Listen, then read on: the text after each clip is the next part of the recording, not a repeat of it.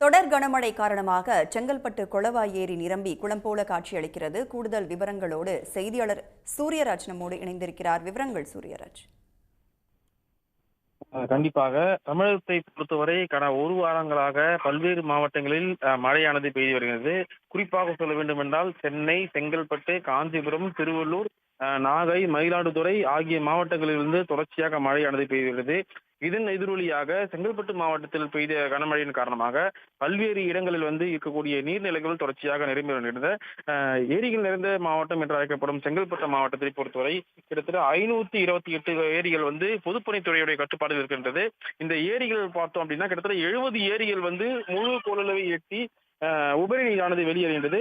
அதாவது செங்கல்பட்டு கொளவாய் ஏரி, தையூர், கொண்டாங்கி ஏரி, மானாமதி, காயார், திருவாவூர் என கிட்டத்தட்ட 70 ஏரிகள் முழுமையாக நிரம்பி உபரி நீர் ஏறி வருகிறது. இதன் நிலையில் செங்கல்பட்டு கொளவாய் ஏரியை பார்த்தோம் அப்படின்னா முழு கொள்ளளவு எட்டி உபரி நீர் ஏறுவதனால் இந்த ஏரி கடல் போல காட்சியளிக்கிறது. சென்னை திருச்சி ஜேசி நெடுஞ்சாலை அருகே இருக்கக்கூடிய இந்த ஏரி முழுமையாக நிரம்பியதன் காரணமாக விவசாயிகளும் பொதுமக்களும் மகிழ்ச்சி அடைந்திருந்தனர். விவரங்களை பகிர்ந்து கொண்டமைக்கு நன்றி சூரியராஜன்.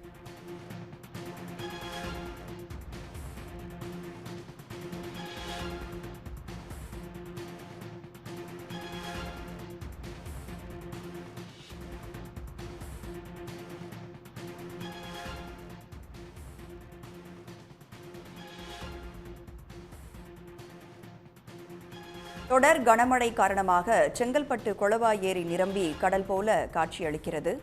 இந்த காட்சியை நாம் பார்க்கிறோம். தொடர் கனமழை காரணமாக ஏரிகள் நிரம்பி வருகின்றன. அந்த வகையில் செங்கல்பட்டு மாவட்டம் கொளவாய் ஏரி நிரம்பி கடல் போல காட்சியளிக்கிறது.